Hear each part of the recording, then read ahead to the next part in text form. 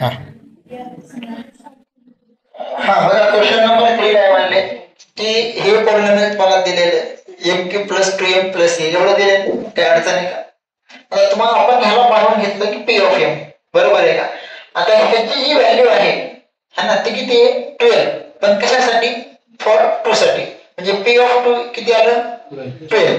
मग आता जिथे जिथे भाऊ m आहे तिथे तिथे काय ठेवशील 2 रे, काय ठेवशील 2, काय लागले की नाही?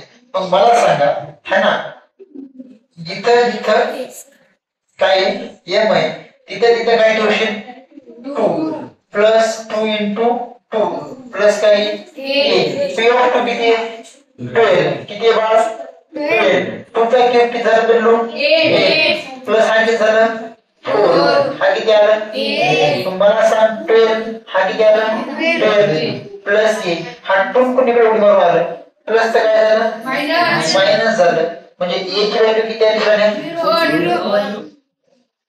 0 येत असते रे. अहो 1 म्हणून ओरडायला लय अवघड कार्यक्रम आहे हो, है ना? कळालं का? हा झाला क्वेश्चन नंबर 3. पटकन सांगा क्वेश्चन नंबर 4 काय? बघा क्वेश्चन नंबर 4 पण असाच आहे, करताल का for the polynomial mx power 2 minus 2x plus 3. नीट लक्ष द्या.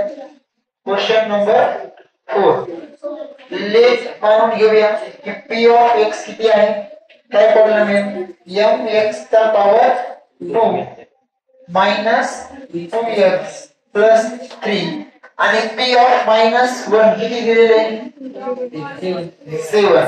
काय फाइंड करायचंय m फाइंड करायचं, करता का पटकन सांगा बरं. हा कळालं की नाही? जिथं जिथं काय आहे x आहे तिथे काय ठेवतात -1.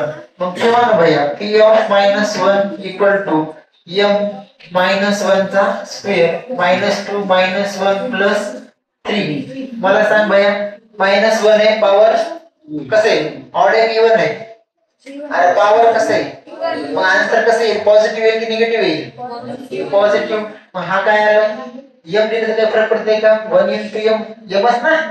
हा मायनस मायनस प्लस झाला भाऊ बरोबर आहे का, हा प्लस 3, हा किती दिले सोनू 7. ह्या दोघांचं ऍडिशन केलं किती आलं